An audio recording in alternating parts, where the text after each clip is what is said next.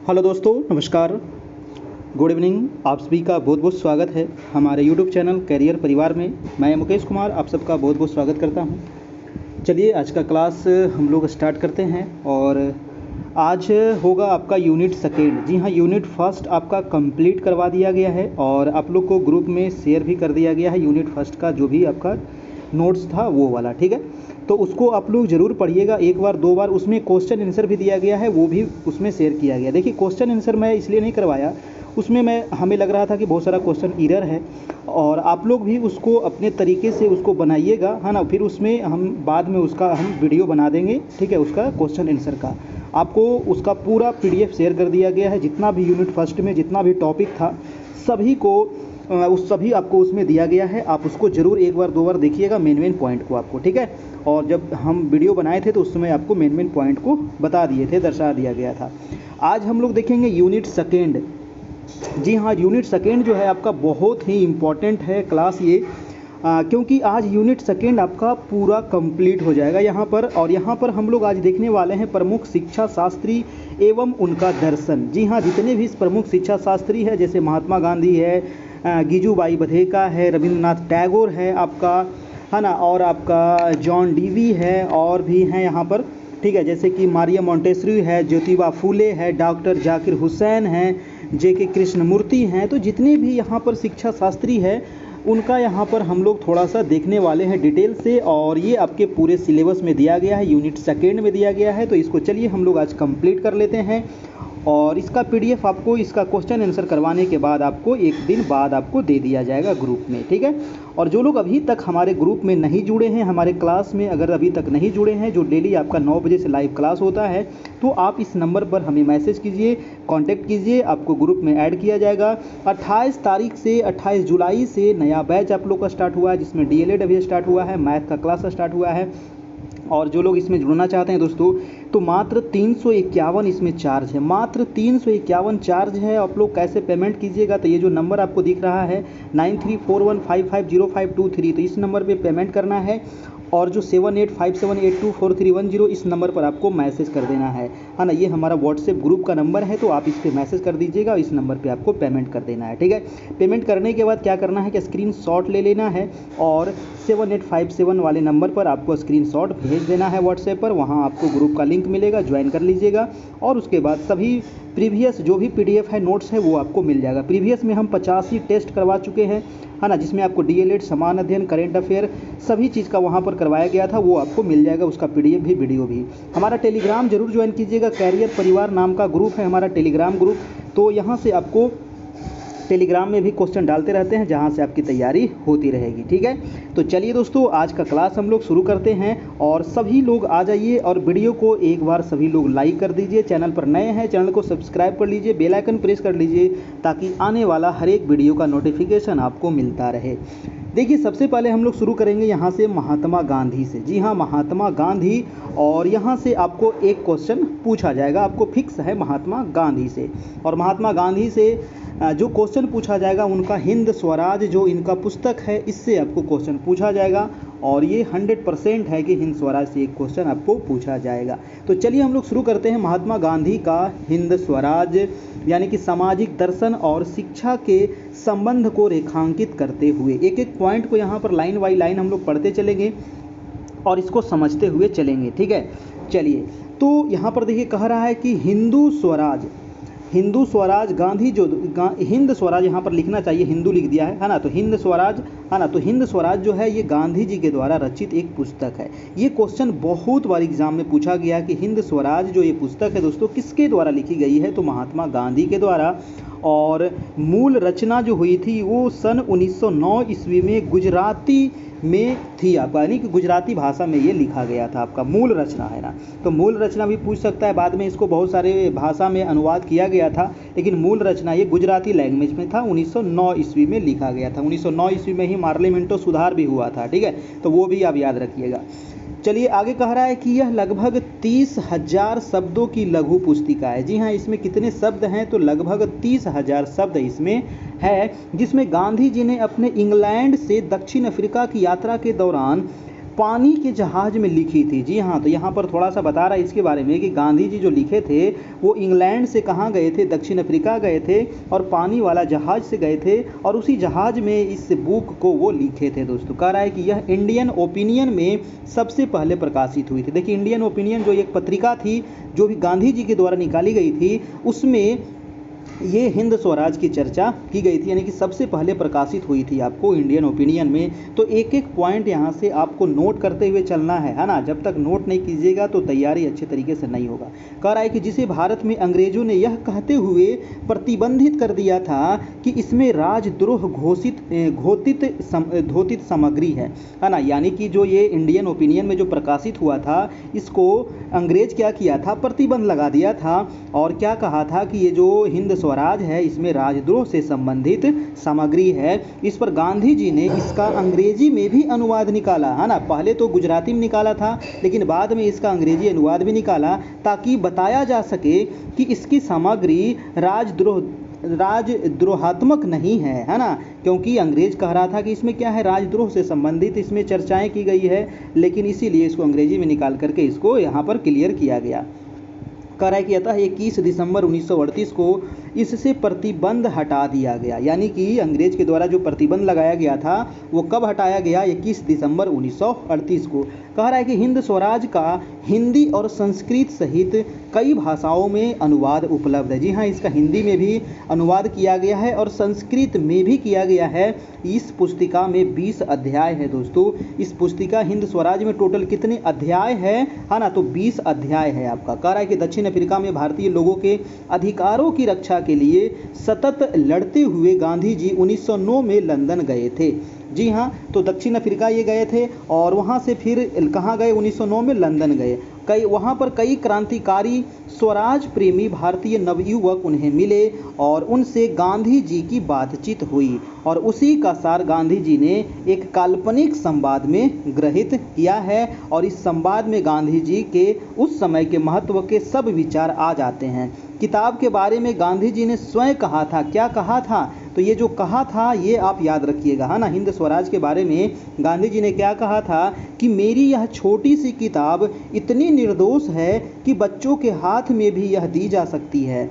यह किताब देश धर्म की जगह प्रेम धर्म सिखाती है, द्वेष धर्म के जगह क्या सिखाता है, प्रेम धर्म सिखाता है और हिंसा की जगह आत्म बलिदान को ये स्थापित करता है और पशु बल के खिलाफ टक्कर देने के लिए आत्मबल को खड़ा करती है। गांधी जी ये कहा गया था गांधी जी के द्वारा। तो ये आप याद रखिएगा दोस्तों कि ये जो किताब के मतलब हिंद स्वराज के बारे में कहा गया था गांधी जी के द्वारा। ठीक है, ये कथन इनका नोट कर लेना है यहाँ से।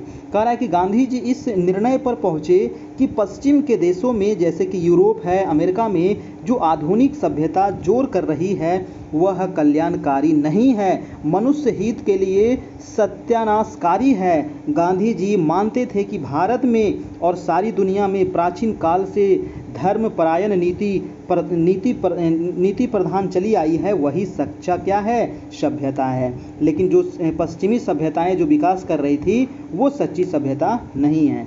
गांधी जी का कहना था कि भारत से केवल अंग्रेजों को और उनके राज्य को हटाने से भारत को अपनी सच्ची सभ्यता का स्वराज नहीं मिलेगा। जी हाँ, गांधी जी का ये भी कहना था कि भारत से सिर्फ हम अंग्रेज को हटा दिए इससे हमें स्वराज प्राप्त नहीं होगा। हमें क्या करना है, तो हम अंग्रेजों को हटा दें और उन्हीं की सभ्यता और उन्हीं के आदर्श स्वीकार करें तो हमारा उद्धार नहीं होगा। हमें क्या करना है, हमें अपनी आत्मा को बचाना चाहिए, हमारा जो संस्कृति है उसको बचाना चाहिए। भारत के पढ़े लिखे लोग परचम के मोह में फंस गए हैं। जो लोग पश्चिम के असर तले नहीं आए वे भारत की धर्मपरायणता, नैतिक समाज, शिक्षा और पाठ्यचर्या की समझ सभ्यता को मानते हैं। उनको अगर आत्मशक्ति का उपयोग करने का तरीका सिखाया जाए, सरकार का रास्ता बताया जाए तो पश्चिम राज्य पद्धति का और उससे होने वाली अन्याय का मुकाबला कर बल के बिना भारत को स्वतंत्र करके दुनिया को भी बचा सकेंगे। अब देखिए आगे कह रहा है कि दक्षिण अफ्रीका का अपना सारा काम पूरा करके 1915 में गांधी जी भारत आए। यहाँ से एक क्वेश्चन पूछा जाता है कि भारत भारत मतलब गांधी जी भारत कब आए, है ना। तो भारत जो आए थे गांधी जी 1915 में आए थे, है ना। दक्षिण अफ्रीका में गए थे वहाँ पर वकालत करने के लिए, और भारत लौटे थे 1915 ईस्वी में। ठीक है, चलिए आगे इसमें दिया गया है कि बम्बई सरकार के हुक्म के खिलाफ हिंद स्वराज फिर से छपवाकर प्रकाशित की गई। बम्बई सरकार व राज्य में सारे भारत में और दुनिया के गंभीर विचारकों के बीच ध्यान से पढ़ी जाती है। कारण गांधी जी के प्रति आदर और उनके विचारों के प्रति सहानुभूति रखने वाले दुनिया के बड़े बड़े विचारकों ने हिंद स्वराज के बारे में सहमति प्रकट किया है। देखिए यहाँ पर ज़्यादा करके चर्चा हिंद स्वराज के बारे में किया गया है, और हिंद स्वराज से संबंधित एक क्वेश्चन आपको एग्जाम में पूछा जा सकता है गांधी जी के बारे में। ठीक है, और भी तो हम जैसे टेस्ट जो लिए थे उसमें गांधी जी से संबंधित और भी बहुत सारा क्वेश्चन हम करवा चुके थे, है ना। तो वो टेस्ट आप जरूर देखिएगा हमारे यूट्यूब चैनल पर, वहाँ पर आपको मिल जाएगा। और अगर वहाँ नहीं मिल रहा है ना, बहुत सारा वहाँ नहीं मिलेगा, तो हमारे ग्रुप में आप ज्वाइन हो जाइए, है ना। वहाँ पर आपको सभी मिल जाएगा आपका। ठीक है, आगे कह रहा था दोस्तों, गांधी जी के प्रति आदर, उनके विचारों के प्रति सहानुभूति रखने वाले दुनिया के बड़े बड़े विचारकों ने हिंद स्वराज के बारे में सहमति प्रकट किया है। अहिंसा का सामर्थ्य, यंत्रवाद का गांधी जी का विरोध और पश्चिम सभ्यता, तीनों के बारे में और सत्याग्रह की अंतिम भूमिका के बारे में पश्चिम के लोगों ने अपना मतभेद स्पष्ट रूप से व्यक्त किया है। गांधी जी के सारे जीवन कार्य के मूल में जो श्रद्धा काम करती थी वह सारी हिंद स्वराज में पाई जाती है। इसीलिए गांधी जी के विचार सागर में इस छोटी सी पुस्तक का महत्व असाधारण है, मतलब बहुत ज़्यादा महत्व है इनके लाइफ में गांधी जी के। अब देखिए आगे है कि गांधी जी के बताए हुए अहिंसक रास्ते पर चलकर भारत स्वतंत्र हुआ। असहयोग, कानूनों का सविनय भंग और सत्याग्रह, इन तीनों कदमों की मदद से गांधी जी ने स्वराज का रास्ता तय किया था। हम इसे चमत्कारपूर्ण घटना का त्रिविक्रम कह सकते हैं। गांधी जी के प्रयत्न का वही हाल हुआ जो दुनिया के अन्य श्रेष्ठ विभूतियों के प्रयत्नों का होता है। ठीक है, तो ये था गांधी जी के हिंद स्वराज के बारे में। अब हम लोग देखेंगे गीजूबाई बधेका के बारे में। चलिए छोटा छोटा यहाँ पर नोट आपको दिया गया है, गीजूबाई बधेका के बारे में हम लोग देख लेते हैं। देखिए गीजूबाई बधेका इससे संबंधित ना, गांधी जी से संबंधित गीजूबाई बधेका हो गया, रविन्द्रनाथ टैगोर हो गया, है ना, जॉन डीवी हो गया। तो इससे संबंधित जो भी नोट्स वगैरह था वो भी हम आपको शेयर किए थे ग्रुप में। और यहाँ पर भी आपको शॉर्ट नोट्स यहाँ पर दिया जा रहा है। दीवा स्वप्न का मैंने पूरा पुस्तकें आप लोग को शेयर कर दिया था, दीवा पुस्तक का, है ना, गीजूबाई बधेका के द्वारा जो लिखा गया है। ठीक है, तो क्योंकि दीवा स्वप्न काफ़ी इंपॉर्टेंट है, इसके बारे में थोड़ा सा यहाँ पर चर्चा किया गया है आपको। तो चलिए देखते हैं क्या क्या यहाँ पर चर्चा है। कह रहा है कि दीवा स्वप्न प्राथमिक जगत के लिए नवाचार शैक्षिक प्रयोग का एक छोटा सा दस्तावेज है। ये शैक्षिक प्रयोग शिक्षा के स्तर पर वस्तु ज्ञान के स्थान पर आत्मज्ञान की प्रक्रिया को महत्व देते हुए सृजनात्मक के नए आयामों को प्रस्तुत करते हैं। पारंपरिक शिक्षा की रूढ़िवादी प्रक्रिया को तोड़ते हुए गीजूभाई ने प्राथमिक शिक्षा को प्रायोगिक और मौलिक रूप प्रदान करने में सफलता प्राप्त किया था। जी हाँ, जो गीजूभाई बधेका थे ये मेन रूप से प्राथमिक शिक्षा को जोर दिए थे और प्राथमिक शिक्षा को प्रायोगिक और मौलिक रूप प्रदान करने में इन्होंने सफल प्रयास किया है। कह रहा है कि शिक्षक प्रधान शिक्षा के स्थान पर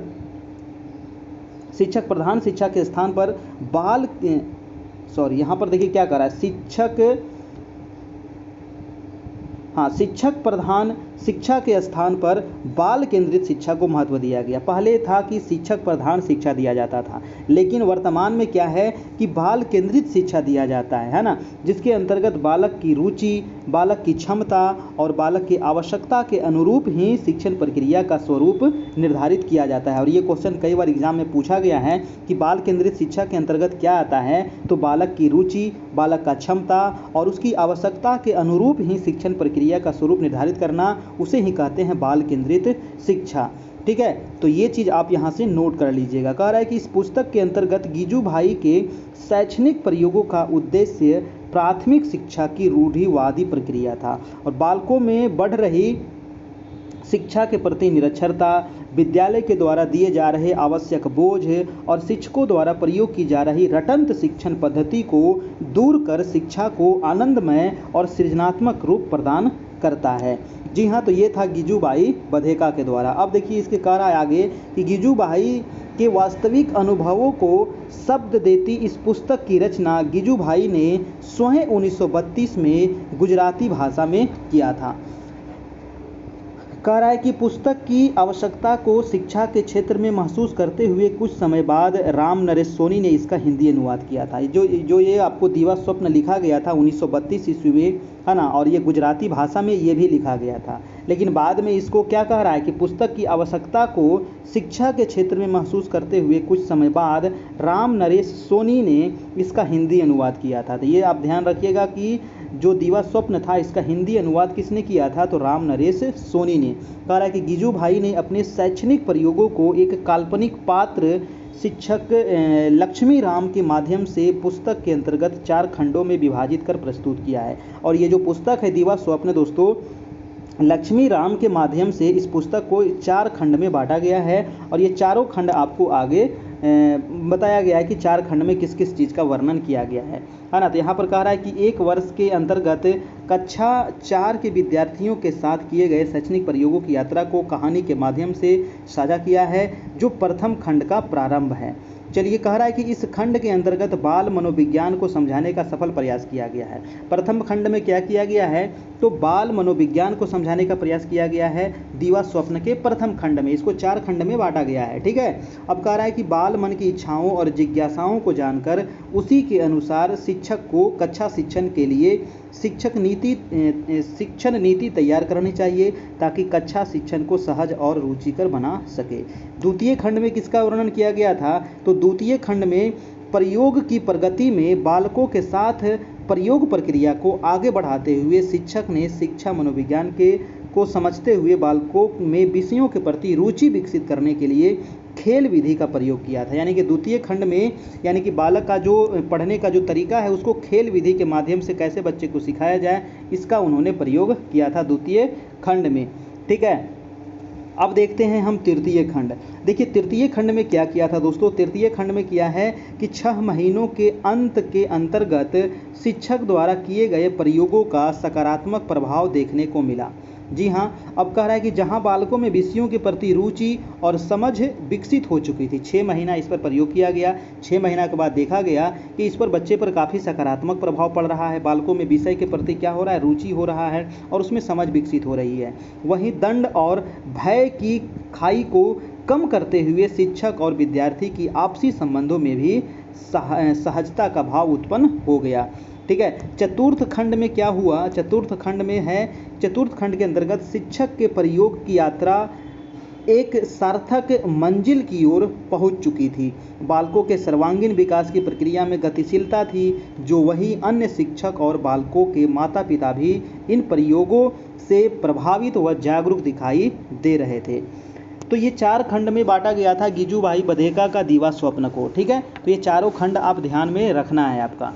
अब देखिए, और इसका हिंदी में जो अनुवाद किया था दोस्तों, ये भी आप याद रखिएगा, है ना, हिंदी में अनुवाद कौन किए थे। चलिए, अब हम आगे देखते हैं इसमें और क्या क्या दिया गया है आपका।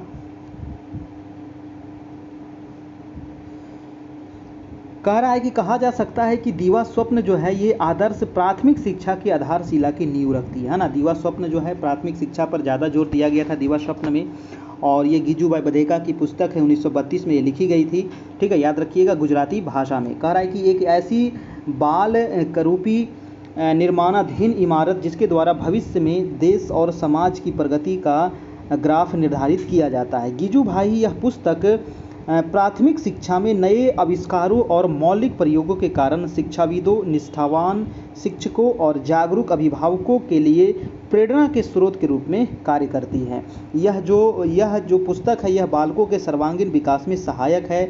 जहाँ तक इस पुस्तक की प्रासंगिकता की बात है, तो जब तक शिक्षा जगत में शिक्षा के स्वरूप, शिक्षा मनोविज्ञान, बाल मनोविज्ञान और शिक्षण प्रक्रिया और शैक्षणिक समस्याओं से संबंधित प्रश्न बने रहेंगे, तब तक इसकी प्रासंगिकता बनी रहेगी, ठीक है। तो ये था दोस्तों दीवा स्वप्न के बारे में, और ये है आपको गिजू भाई बधेका की बहुत इंपॉर्टेंट पुस्तक है, ठीक है। तो इसको आप याद रखिएगा।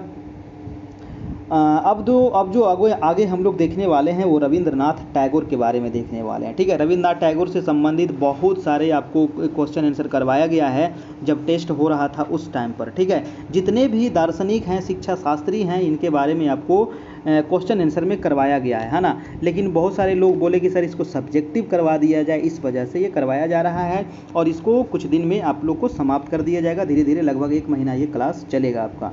कह रहा है कि रविंद्रनाथ टैगोर सीखने में स्वतंत्रता और स्वायत्तता को रेखांकित करते हुए। चलिए देख लेते हैं रविंद्रनाथ टैगोर के बारे में। कह रहा है कि टैगोर ने शिक्षा शब्द का अर्थ व्यापक अर्थ में किया है। उन्होंने अपनी पुस्तक पर्सनालिटी में लिखा है। जी हाँ, तो अगर पुस्तक इनका याद रखिएगा पर्सनालिटी, है ना, पुस्तक आपको यहाँ से पूछा जाएगा।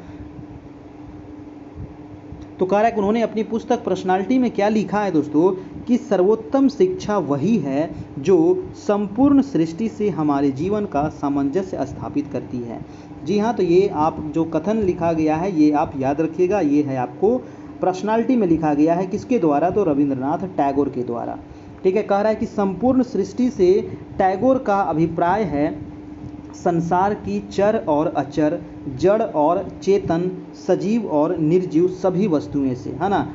कह रहा है कि इन वस्तुओं से हमारे जीवन का सामंजस्य तभी हो सकता है जब हमारी समस्त शक्तियाँ पूर्ण रूप से विकसित होकर उच्च बिंदु पर पहुँच जाए, और इसी को टैगोर ने पूर्ण मनुष्य कहा है। शिक्षा का कार्य है हमें इस स्थिति में पहुंचाना। इस दृष्टिकोण से टैगोर के अनुसार शिक्षा विकास की प्रक्रिया है। वह मनुष्य का शारीरिक, बौद्धिक, आर्थिक, व्यावसायिक, धार्मिक और आध्यात्मिक विकास करता है ना। शिक्षा से हमारा सभी चीज़ों का विकास होता है। अतः टैगोर के विचार में शिक्षा का रूप अत्यंत ही व्यापक है। ठीक है, तो ये शिक्षा के बारे में क्या क्या बताए थे रविंद्रनाथ टैगोर ने, इसके बारे में यहाँ पर दिया है। और इनकी जो एक पुस्तक थी पर्सनालिटी, वो भी आप ध्यान में रखिएगा, उसमें जो कहा गया था बातें वो भी आप याद रखिएगा। अब देखिए आगे कह रहा है कि शिक्षा को व्यापक रूप के अंतर्गत टैगोर ने शिक्षा के प्राचीन भारतीय आदर्श को ध्यान में रखा। वह आदर्श है सा विद्या या विमुक्तये। जी हाँ, यानी कि इस आदर्श के अनुसार शिक्षा जो है वो मनुष्य को आध्यात्मिक ज्ञान देकर उसे जीवन एवं मरण से मुक्ति प्रदान करता है ना। यानी कि शिक्षा के बिना हमारा जीवन क्या है, तो अधूरा है। टैगोर ने शिक्षा के इस प्राचीन आदर्श को भी व्यापक रूप दिया है। उनका कहना है कि शिक्षा न केवल जीवन मरण से वरन आर्थिक, सामाजिक, राजनैतिक, मानसिक दासता से भी मनुष्य की मुक्ति प्रदान करता है। जी हाँ, शिक्षा से आप सिर्फ आर्थिक और सामाजिक, नैतिक ही नहीं, है ना, उससे आप मानसिक दासता से भी मनुष्य को मुक्ति प्रदान होती है। कह रहा है कि अतः मनुष्य को शिक्षा द्वारा उस ज्ञान का संग्रहण करना चाहिए जो उसके पूर्वजों द्वारा संचित किया जा चुका है, और यही सही शिक्षा है। इसी को सच्ची शिक्षा कहा जाता है। आगे है कि शिक्षण की विधियाँ। जी हाँ, रविंद्रनाथ टैगोर के द्वारा शिक्षण की बहुत सारी विधियाँ बताई गई है ना। तो इस विधियाँ को थोड़ा सा देखना जरूरी है। चलिए इसको हम लोग देख लेते हैं। Methods of teaching. टैगोर ने तत्कालीन नीरस शिक्षण पद्धति को कृत्रिमता का विरोध करते हुए इस बात पर बल दिया कि शिक्षा की प्रक्रिया जीवन से पूर्ण होनी चाहिए, है ना। जो नीरस जो शिक्षण पद्धति है उसको क्या होनी चाहिए, उसमें बदलाव होनी चाहिए, है ना। नीरस शिक्षण पद्धति को बदलना चाहिए। और शिक्षण पद्धति में क्या क्या बदलाव किया गया है रविंद्रनाथ टैगोर के द्वारा, ये यहाँ पर दिया गया है। कह रहा है कि उसे जीवन की वास्तविकता पर आधारित होनी चाहिए। कह रहा है कि इस संबंध में उनका विचार था कि बालक का विकास उसकी रुचियों और आवेगों के अनुसार होना चाहिए। जी हाँ, बालक का विकास किस अनुसार होना चाहिए, बालक की रुचि के अनुसार और उसके आवेग के अनुसार होनी चाहिए। इसके लिए उसे प्रत्यक्ष स्रोतों से स्वतंत्र प्रयासों द्वारा प्रत्यक्ष ज्ञान को अर्जित करने का अवसर मिलना परम आवश्यक है। अतः टैगोर ने बालक की शिक्षा के लिए निम्नलिखित तथ्यों को उपयुक्त माना तथा उनका प्रयोग अपनी शैक्षिक संस्था शांति निकेतन में किया था। जी हाँ, शांति निकेतन की स्थापना रविंद्रनाथ टैगोर के द्वारा किया गया था, उसमें ये किए थे। देखिए शिक्षण की जो विधियाँ बताया था, जैसे कि पहला विधि था भ्रमण के समय पढ़ाना। चलिए भ्रमण के समय पढ़ाना ये क्या विधि है ना। Teaching during travelling. कह रहा है कि टैगोर का विश्वास था कि कक्षा में पढ़ाई जाने वाली शिक्षा का प्रभाव न तो बालक के मस्तिष्क पर पड़ता है और न बालक के शरीर पर पड़ता है। ऐसा गतिहीन शिक्षा क्या है, व्यर्थ है। जब बालक के न ही दिमाग पर उसका असर डाल रहा है और न ही उसके शरीर पर। कह रहा है कि वे कहते हैं कि भ्रमण के समय बालकों की मानसिक शक्तियाँ क्या रहती है, सतर्क रहती है, अतः वे अनेक विषयों को प्रत्यक्ष रूप से देखकर उसके विषय में ज्ञान सरलता से प्राप्त कर लेते हैं। और इस दृष्टि से टैगोर के ही शब्दों में भ्रमण के समय पढ़ना शिक्षण की सर्वोत्तम विधि है। सॉरी यानी कि जो शिक्षा दिया जा रहा है उसको भ्रमण के माध्यम से दिया जाए। ठीक है, एक स्थान से दूसरे स्थान उस समय क्या रहता है, मानसिक शक्तियाँ बच्चे का है ना क्या रहता है, सतर्क रहता है, पूरा खुला हुआ रहता है, यानी कि देख करके किसी भी चीज़ को देख करके बहुत जल्दी सीख जाता है। आप कहीं मतलब कि कहीं घूमने जाते हैं तो वो ज़िंदगी भर आपको याद रहता है कि मैंने वहाँ पर गया था, ये सब चीज़ देखा, ये चीज़ देखा, ये चीज़ देखा। ठीक है, लेकिन वही अगर किताब में आप पढ़िएगा तो कुछ दिन बाद आप भूल जाते हैं, है ना। चलिए, दूसरा जो इनका विधि था वो था वाद विवाद तथा प्रश्नोत्तर विधि। ये भी काफ़ी इंपॉर्टेंट है, यानी कि कुछ लोग हैं और वाद विवाद हो जाए, है ना, मतलब वाद विवाद का कहने का मतलब है कि तर्क वितर्क होना चाहिए ना, किसी भी टॉपिक पर तर्क वितर्क होने से मतलब कि अंदर से वो भावना निकलती है ना। कह रहा है कि टैगोर का विश्वास था कि वास्तविक शिक्षा केवल पुस्तकों के रट लेने तक ही सीमित नहीं होती है। पुस्तक रट लिए वो तो भूल जाइएगा कुछ दिन के बाद, लेकिन जो वाद विवाद से जो निकलता है ना, जो आपको भ्रमण के समय निकलता है वो अलग ही शिक्षा होती है। कह रहा है कि अपितु वह जीवन तथा समाज के अध्ययन पर आधारित होती है। वे कहते हैं कि बालकों को प्रश्नों तथा उत्तरों के द्वारा शिक्षा प्रदान करनी चाहिए। यही नहीं, उनके समक्ष अनेक प्रकार की समस्याओं को भी रखना चाहिए, जिससे वे इस समस्याओं का हल जो है वाद विवाद द्वारा आसानी से सुलझा सके, उसी से शिक्षा प्राप्त होगी। तीसरा जो विधि इन्होंने बताया था क्रिया विधि। क्रिया विधि क्या है, कह रहा है कि टैगोर ने क्रिया सिद्धांत को विशेष महत्व प्रदान। क्रिया मतलब काम करके, है ना, किसी भी चीज़ को प्रैक्टिकली करके उसको सीखना है ना। टैगोर ने क्रिया सिद्धांत को विशेष महत्व दिया है। उनका विश्वास था कि क्रिया जो है वो शरीर एवं मस्तिष्क दोनों को शक्ति देती है, और इसलिए उन्होंने शांति निकेतन में किसी न किसी दस्तकारी को सीखना अनिवार्य कर दिया। टैगोर क्रिया के सिद्धांत पर इतना विश्वास करते थे कि यदि कोई बालक शिक्षा प्राप्त करते समय भी उनसे पूछे क्या मैं दौड़ जाऊं, तो वे कहते थे अवश्य तुम दौड़ जाओ। उनका विश्वास था कि पेड़ पर चढ़ने, फल तोड़ने, कूदने फांदने से थकावट दूर हो जाती है, जिससे बालक ज्ञान प्राप्त करने के लिए अधिक अच्छी दशा में आ जाता है तथा बालक के अनुभवों का महत्व बढ़ जाता है। तो ये क्रिया विधि पर भी जो रविन्द्रनाथ टैगोर थे काफ़ी जोर दिए थे। तो ये जो शिक्षण विधि पर जो जोर दिया गया है ना, कौन कौन से शिक्षण विधि ये दिए थे, तो इसको आप जरूर नोट कर लीजिएगा, ये आपको एग्जाम में कहीं छांटने के लिए दे सकता है। अगला था कि मातृभाषा द्वारा शिक्षण, यानी कि बच्चों को जो शिक्षा दिया जा रहा है वो किसके द्वारा दिया जाए, तो मातृभाषा में दिया जाए, जो भी उसका मातृभाषा हो। ठीक है, कह रहा है कि मातृभाषा को शिक्षा का सरलतम माध्यम समझते थे। उन्होंने कहा कि विदेशी भाषा के माध्यम से शिक्षा देना अनुचित है, और इसके अतिरिक्त टैगोर विश्व बंधुत्व की भावना में भी समर्थक थे। उन्होंने कहा कि पाठ्यक्रम में सभी संस्कृतियों को स्थान दिया जाना चाहिए। चलिए, अगला है खेल द्वारा शिक्षण, है ना। किस प्रकार से शिक्षण, तो खेल द्वारा। कह रहा है कि टैगोर का कहना था कि बालकों को शिक्षण जो है वो खेल के द्वारा दिया जाना चाहिए, यानी कि खेल द्वारा शिक्षण क्या होता है, उचित होता है, उत्तम होता है, क्योंकि खेल में बालक को क्या होता है, रुचि होता है ना। बालक को खेलने के लिए कहे तुरंत तैयार, लेकिन पढ़ने के लिए कहे तो तुरंत नींद आने लगता है, इसलिए खेल के द्वारा शिक्षा दी जाए। कह रहा है कि आनंद का अनुभव करते हैं तथा स्वतंत्रता का भी वो अनुभव करते हैं। इससे शिक्षण क्या हो जाएगा, मनोरंजन हो जाएगा और काफ़ी सरल हो जाएगा, यानी कि खेल खेल में शिक्षा देना। ठीक है, चलिए अगला है स्वानुभव द्वारा शिक्षण। अब ये क्या है भाई, स्वानुभव द्वारा शिक्षण मतलब कि सेल्फ फीलिंग, है ना, सेल्फ फीलिंग के द्वारा शिक्षण। कह रहा है कि टैगोर का विश्वास था कि शिक्षण इस प्रकार दिया जाना चाहिए जिससे बालक स्वयं के अनुभवों से कुछ सीखे, है ना। स्वयं का जो उसका पिछला अनुभव है, पीछे जो कुछ सीखा है उससे कुछ वो सीखे, और इसलिए आवश्यक है कि शिक्षा की बालक के जीवन पर केंद्रित की जाए। जब शिक्षा जीवन से संबंधित हो जाती है तो उसकी कृत्रिमता समाप्त हो जाती है। तो ये था रविन्द्रनाथ टैगोर के द्वारा शिक्षा के बारे में कुछ दिया गया महत्वपूर्ण विधियाँ। ठीक है, अब हम लोग देखेंगे मारिया मोंटेसरी से संबंधित। ठीक है, देखिए हम लोग यहाँ पर 3 जो शिक्षा शास्त्री थे उनके बारे में देख लिए, महात्मा गांधी, जीजूबाई बधेकर, रविन्द्रनाथ टैगोर। अब देखेंगे मारिया मोंटेसरी के बारे में। तो चलिए शुरू करते हैं मारिया मोंटेसरी को। देखिए मारिया मोंटेसरी शिक्षा पद्धति, इसमें कहा जा रहा है कि मोंटेसरी शिक्षा पद्धति को हम निम्नलिखित 3 भागों में विभक्त कर सकते हैं। मारिया मोंटेसरी शिक्षा पद्धति को कितने भाग में विभक्त किया गया है? 3 भाग में। एक तो कर्मेंद्रियों की शिक्षा, और दूसरा है ज्ञानेंद्रियों की शिक्षा, और तीसरा है भाषा की शिक्षा, है ना। इसको अलग अलग यहाँ पर हम लोग समझेंगे कि कर्मेंद्रियों की शिक्षा यानी कि एजुकेशन ऑफ कर्मा क्या होता है ना, एजुकेशन ऑफ कर्मा क्या होता है।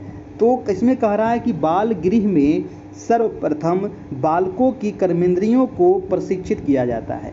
3 से 7 वर्ष की आयु के बालकों को अपना कार्य अपने आप करने के लिए इसमें प्रोत्साहन दिया जाता है, और बाल गृह का वातावरण ऐसा बना दिया जाता है कि बालक सभी काम अपने आप करता है ना। बालक उसमें स्वयं सभी काम करता है, जैसे कि चलना फिरना, उठना, हाथ मुंह धोना, कपड़े पहनना, कपड़े को उतारना, मेज कुर्सी ठीक स्थान पर रखना, कमरा साफ करना व सजाना, वस्तुओं को संभाल कर ठीक से रखना, भोजन बनाना, भोजन परोसना, बर्तन मांजना, यानी कि ये सभी कार्य बाल गृह में सिखाया गया और बच्चे इसको स्वयं कर रहे हैं। आदि कार्य छात्र क्या करते हैं? स्वयं करते हैं, और इन कार्यों में बालक क्या लेते हैं? तो बड़ो आनंद लेते हैं, क्योंकि उसमें सभी बच्चे ये काम कर रहे हैं, और इस प्रकार की कर्मेंद्रियों का विकास होता है बच्चे का, है ना। इसको कहते हैं कर्मेंद्रियों। ठीक है, कह रहा है कि यह सभ्य बनता चलता है और बातचीत करना सीख जाता है। बालकों के स्वास्थ्य एवं आयु के अनुसार व्यायाम भी यहाँ करवाया जाता है। दूसरा है आपको ज्ञानेंद्रियों की शिक्षा। ज्ञानेंद्रियों की शिक्षा में क्या करवाया जाता है बच्चों को? Education of sense organs. कह रहा है कि यह पहले ही कहा जा चुका है कि डॉक्टर मोंटेसरी ज्ञानेंद्रियों की शिक्षा पर ज़्यादा बल दिया है ना। ज्ञानेंद्रियों की शिक्षा पर ज़्यादा बल दिया गया है, बड़ा बल देती थी। उन्होंने ज्ञानेंद्रियों की शिक्षा के लिए शैक्षिक उपकरणों का सहारा लिया है। बालक की चक्षु इंद्रिय को प्रशिक्षित करने के लिए उसे भिन्न भिन्न रंगों की टिक्कियाँ दी जाती है ना, यानी कि उसको रंग के पहचान करने के लिए उससे एक बार में एक रंग की टिकियाँ को निकालने के लिए कहा जाता है, और इस प्रकार उसके रंगों की पहचान हो जाती है। एक बच्चा जो है वो रंग का पहचान करना सीख जाता है, और इसी प्रकार उसको श्रवण इंद्रियाँ मतलब कि सुनने की, है ना, को प्रशिक्षित करने के लिए क्या किया जाता है? तो स्पर्श इंद्रिय का विकास के लिए रुमालों से भरा एक डिब्बा दिया जाता है, और रुमाल जो है चिकने हैं, खुरदुरे हैं, मखमली है, ऊनी है ना, जिससे उसका स्पर्श करके वो पहचान लेता है बच्चा कि ये रुमाल कैसा है। ठीक है, तीसरा जो है कह रहा है कि इस प्रकार घ्राणेंद्रियों का विकास करने के लिए, जिसमें होता है गंध युक्त द्रव्य होता है ना, यानी कि गंध बच्चा कैसे पता लगाएगा, है ना। तो इसको कह रहा है दोस्तों कि स्वानेंद्रियों को प्रशिक्षित करने के लिए नमक, चीनी, चाय आदि की शीशियाँ उसको दी जाती है, और इससे बच्चा पता लगा लेता है। फिर है ज्ञानेंद्रियों के विकास के लिए मोंटेसरी ने अनेक प्रकार के उपकरणों का भी प्रयोग किया है। उदाहरण के लिए कुछ नीचे आपको दिया गया है, जैसे कि छेदों वाला तख्ता, है ना, यानी कि एक बॉक्स में भीतर के तख्ते पर भिन्न भिन्न माप के छेद बने होते हैं, और इसी बॉक्स में भिन्न नाप के गुटके भी होते हैं, और बालक गुटकों को छेदों में बैठाने की कोशिश करता है। यानी कि बहुत सारा यहाँ पर उदाहरण दिया गया है कि बच्चे को किस प्रकार से सिखाया गया है मारिया मोंटेसरी के द्वारा। ठीक है, तो इसको आप यहाँ से पढ़िएगा और इसको समझिएगा दोस्तों। हम चलते हैं आगे। ठीक है, अब देखते हैं हम ज्योतिबा फुले के बारे में, है ना। ज़्यादा यहाँ पर कुछ नहीं दिया गया है, नोट थोड़ा यहाँ पर नोट दिया गया है हर एक के बारे में, जितने भी यहाँ पर शिक्षा शास्त्री है। ज्योतिबा फुले के बारे में कह रहा है कि सन 1880 में लॉर्ड रिपन को भारत का गवर्नर जनरल मनोनीत किया गया। जी हाँ, लॉर्ड रिपन गवर्नर जनरल कब बने? तो 1880 में, और लॉर्ड रिपन के शासनकाल में ही एक सबसे महत्वपूर्ण कार्य हुआ था, है ना, नियमित जनगणना शुरू हुआ था 1881 ईस्वी में, है ना। ये तो बताए थे आप लोग को कि 1881 में नियमित जनगणना जो शुरू हुआ था लॉर्ड रिपन के शासनकाल में ही शुरुआत हुआ था। उसी समय से अभी भी जो हमारा जनगणना होता है वो 10 साल के अंतराल पर होता है। ठीक है, कह रहा है कि उस समय उन्होंने भारतीय शिक्षा के विषय में 1882 में एक कमीशन गठित किया। जी हाँ, किसने? तो लॉर्ड रिपन ने। कह रहा है कि जिसे भारतीय शिक्षा आयोग कहा जाता है ना। तो भारतीय शिक्षा आयोग कमीशन का गठन किसने किया? तो लॉर्ड रिपन ने किया। कब किया? तो 1882 में किया। कह रहा है कि सर विलियम हंटर इसी कमीशन के सदस्य थे और इन्हीं के नाम पर हंटर कमीशन भी इसको कहा जाता है ना, इसी को हंटर कमीशन भी कहा जाता है। हंटर कमीशन की प्रमुख बातें क्या क्या थी दोस्तों, ये आपको यहाँ पर दिया गया है। जैसे कि दिया गया है प्राथमिक शिक्षा व्यवहारिक होनी चाहिए, प्राथमिक शिक्षा देसी भाषाओं में हो, शैक्षणिक रूप से पिछड़े इलाकों में शिक्षा विभाग स्थापित हो, धार्मिक शिक्षा को प्रोत्साहन न दिया जाए, बालिकाओं के लिए सरल पाठ्यक्रम व निःशुल्क शिक्षा की व्यवस्था किया जाए, अनुदान सहायता छात्र शिक्षक की संख्या व आवश्यकताओं के अनुपात में दी जाए, देशी शिक्षा के पाठ्यक्रम में परिवर्तन न करके पूर्ववत चलने दिया जाए। तो ये कुछ हंटर कमीशन की प्रमुख बातें थे, उनका जो आयोग गठित किया गया था उसमें। अब है कि हंटर का यहाँ पर मत क्या था? तो इनका मत था कि देसी पाठशालाएं राष्ट्रीय शिक्षा प्रणाली में महत्वपूर्ण स्थान ग्रहण कर सकती है। हंटर आयोग के सुझाव निम्नलिखित थे। क्या क्या यहाँ पर सुझाव दिया गया था? आपको यहाँ पर दिया है 8 चीज़ें, जैसे प्राथमिक शिक्षा, माध्यमिक शिक्षा, उच्च शिक्षा, सहायता अनुदान व्यवस्था, स्त्री शिक्षा, मुस्लिम शिक्षा, निवासी व पर्वतीय जातियों की शिक्षा, है ना, देसी पाठशालाएं, है ना। तो ये सभी इसके बारे में मतलब कि सुझाव दिया गया था हंटर के द्वारा। ठीक है। अब आगे यहाँ पर कहा गया है कि महात्मा ज्योतिबा फुले ने अस्पृश्यों की शिक्षा के प्रति उदासीनता बरतते हुए 19 अक्टूबर 1982 को हंटर आयोग के सामने जो प्रतिवेदन रखा उसे भुलाया नहीं जा सकता। कह रहा है कि 1882 में जब भारत ने विलियम हंटर की अध्यक्षता में एक शिक्षा विभाग का गठन किया तो इसमें पहले भारत के शिक्षा के प्रेमी महान समाज सुधारक ज्योतिबा फुले पहले भारतीय थे जिन्होंने दलितों में बहुत जोर शोर से शिक्षा के प्रचार प्रसार के लिए भारत सरकार का ध्यान दलितों की शिक्षा की तरफ आकर्षित किया। जी हाँ, वो कौन थे? तो ज्योतिबा फुले थे। कह रहा है कि लॉर्ड रिपन के सामने हंटर आयोग का गठन किया गया। यह भारत में अंग्रेजों द्वारा एक महत्वपूर्ण प्रयास था। इसका मुख्य उद्देश्य था, कह रहा है कि मुख्य उद्देश्य 1854 के वुड्स की शिक्षा नीतियों में सुधार का मूल्यांकन करना था, है ना। वुड्स का डिस्पैच ये मैंने आपको पिछले क्लास में बता दिया था। और इस आयोग का यह लक्ष्य था कि भारत जो है वो देश में शिक्षा की सही से जानकारी एकत्रित की जाए और उस स्थिति का अध्ययन कर व्यापक शिक्षा नीति निर्धारित किया जाए। ज्योतिबा फुले जानते थे कि भारत में जटिल सामाजिक जीवन में सदियों पुरानी दास्तां या व्यापक गरीबी, धार्मिक कुरीतियों, जात पात भेदभाव, विशेष संप्रदाय, छुआछूत की भावनाएं पनप रही है और जिसने शिक्षा की मूल कल्पना को भी खत्म कर डाला है। डॉक्टर अंबेडकर ने बुद्ध और कबीर के बाद महात्मा ज्योतिबा फुले को अपना तीसरा गुरु माना है। चलिए, तो डॉक्टर अंबेडकर के बारे में थोड़ा सा यहाँ पर दिया था और यहाँ पर कुछ चीज़ दिया गया है तो इसको भी आप देख लीजिए।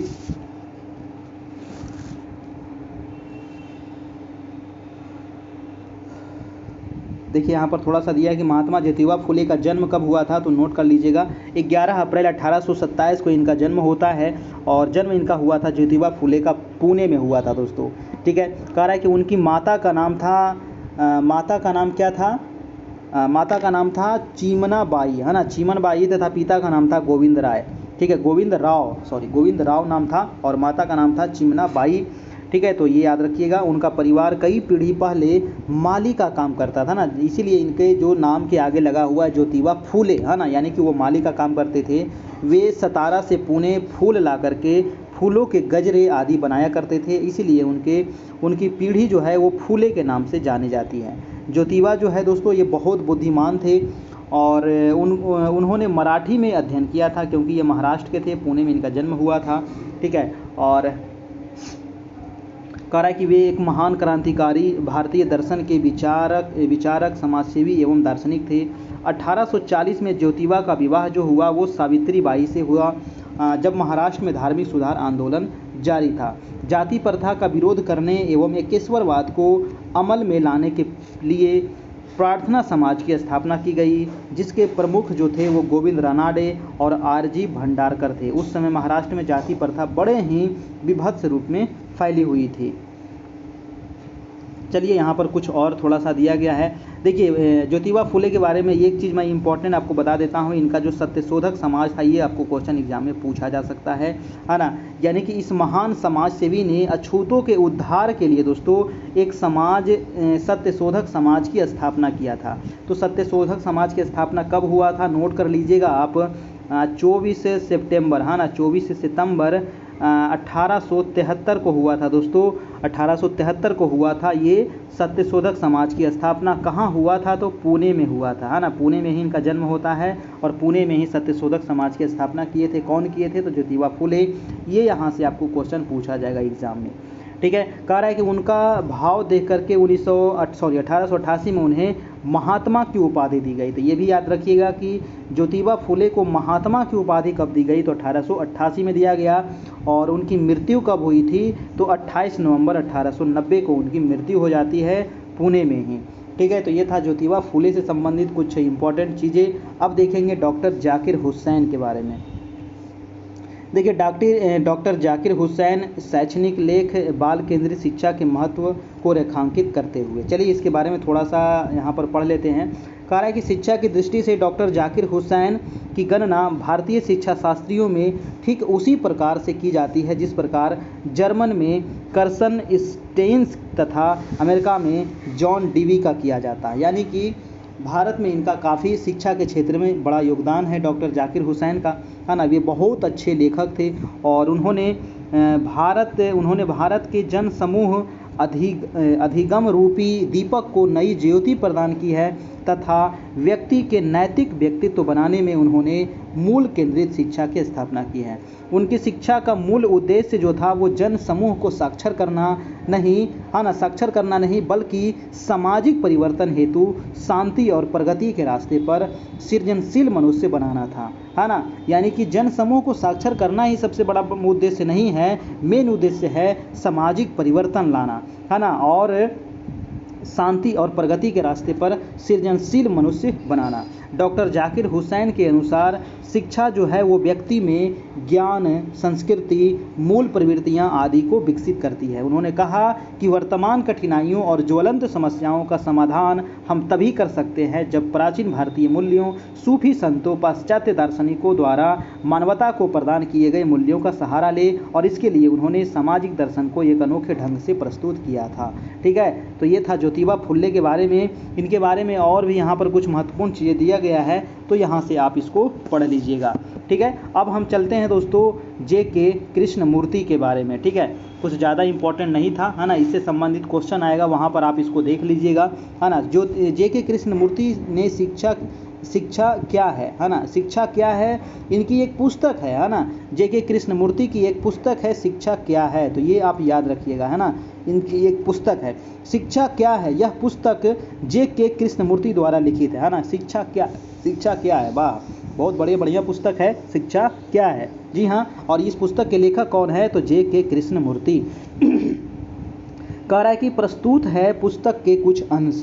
क्या अंश यहाँ पर कुछ दिया गया है, शिक्षा क्या है इसके बारे में। कह रहा है कि शिक्षा क्या है में जीवन से संबंधित युवा मन के पूछे अनपूछे प्रश्न है और कृष्णमूर्ति की दूरदर्शी दृष्टि इन प्रश्नों को मानो भीतर से आलोकित कर देती है। और ये प्रश्न शिक्षा के बारे में हैं, विविध है किंतु सब एक दूसरे से जुड़े हुए हैं, है ना। कुछ यहाँ पर सवाल किया गया है जे.के. कृष्णमूर्ति के द्वारा इस पुस्तक में। शिक्षा क्या है, ये एक पुस्तक है और इस पुस्तक के लेखक कौन है, तो जे.के. कृष्णमूर्ति, याद रखिएगा, पूछेगा एग्जाम में।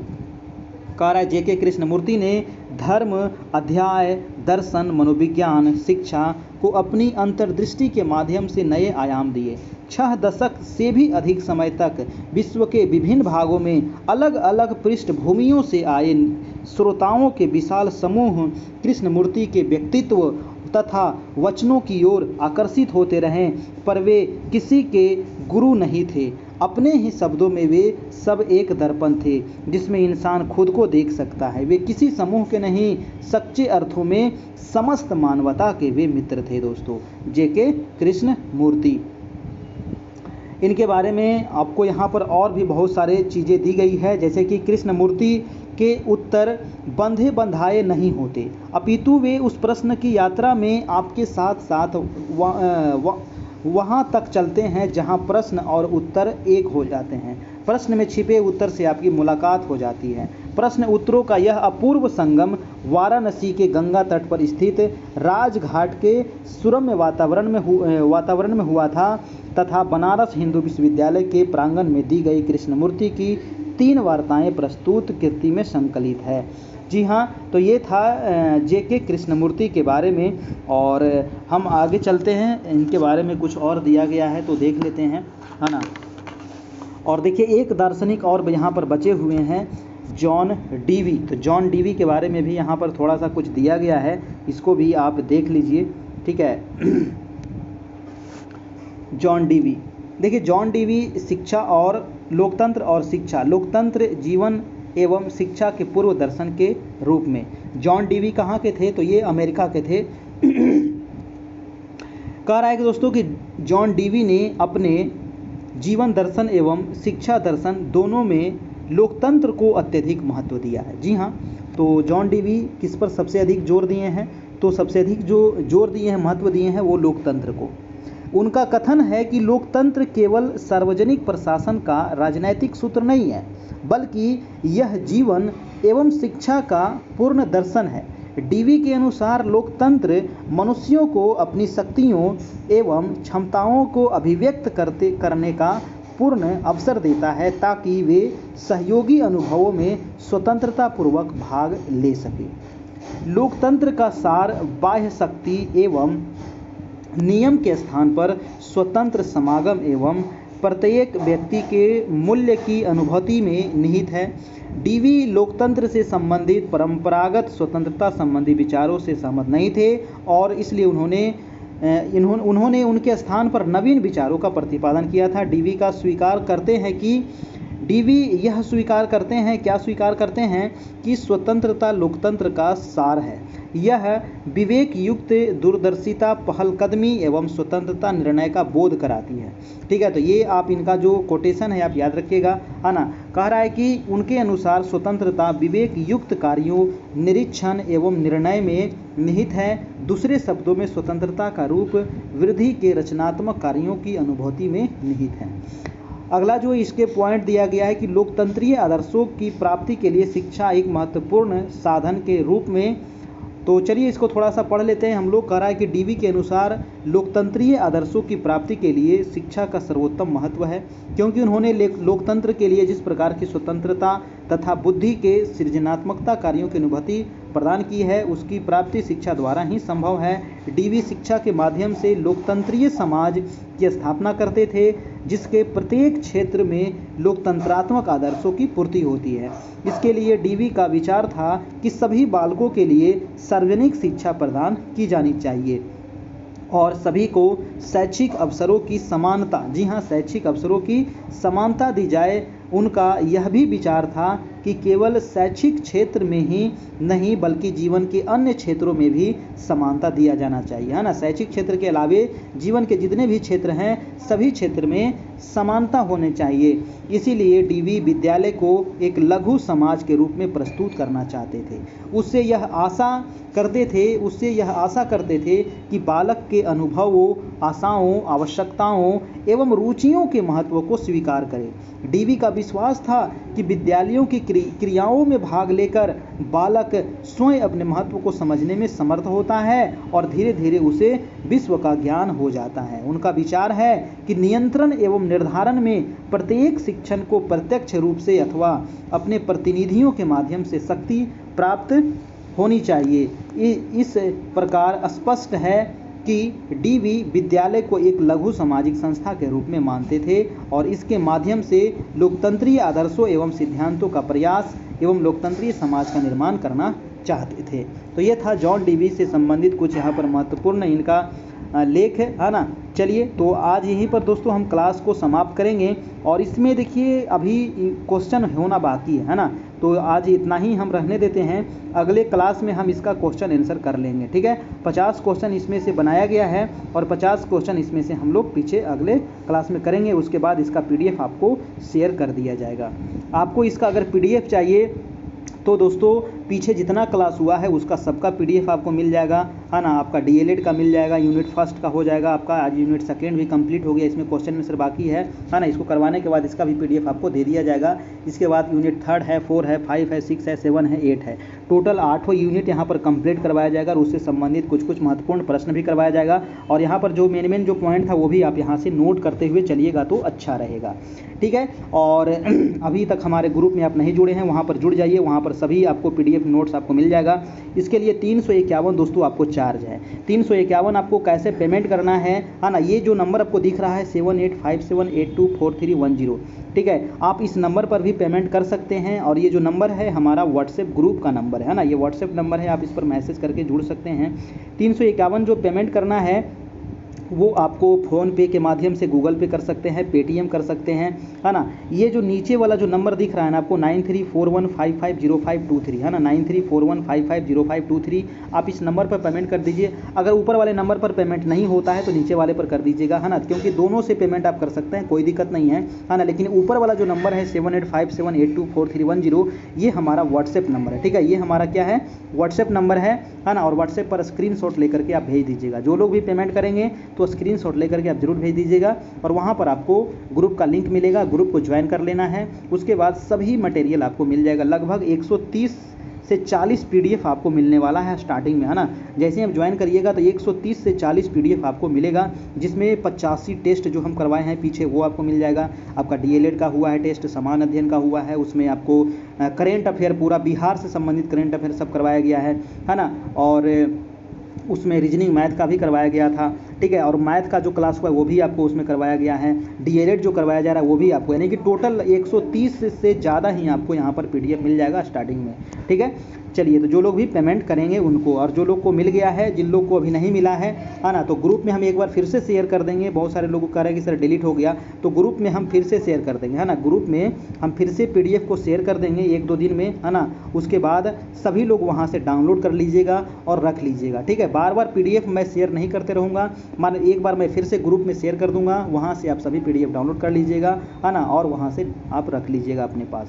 कैरियर परिवार नाम का हमारा YouTube चैनल है, इसको आप लोग सब्सक्राइब कर लीजिए, बेल आइकन प्रेस कर लीजिए, ताकि 9 बजे जो लाइव क्लास होती है उसका नोटिफिकेशन आपको मिल सके। और जो लोग ग्रुप में हैं उनको ग्रुप में लिंक शेयर कर दिया जाता है, वहाँ से आप क्लास ज्वाइन कर लीजिएगा, ठीक है। चलिए, CTET की भी तैयारी चल रही है, हिंदी की, संस्कृत की और शिक्षा शास्त्र की, तो यहाँ से आप क्लास ज्वाइन कर सकते हैं कांटेक्ट करके, ठीक है दोस्तों। तो आज इतना ही रहने देते हैं। आज यूनिट सेकेंड हम लोग यहाँ पर कंप्लीट कर लिए, प्रमुख शिक्षा शास्त्री और उनका दर्शन, है ना, जो इम्पोर्टेंट पॉइंट था। और इससे संबंधित जब हम टेस्ट लेंगे ना तो वहाँ और भी आपको पूरा हो जाएगा। और पीछे जो टेस्ट करवाए हैं लगभग 50 टेस्ट, है ना, 50 टेस्ट जो आपका पीछे जो हुआ है सामान्य अध्ययन का, उसमें जितने भी आपको मतलब शिक्षा शास्त्री हैं, है ना, उससे संबंधित बहुत सारा क्वेश्चन वहाँ पर करवाया गया था, ठीक है। लेकिन वहाँ पर सम्मिलित रूप में करवाया गया था आपको, है ना, हिस्ट्री, ज्योग्राफी और ये भी था, वो भी था, सब था आपका, है ना, DLED में, ठीक है।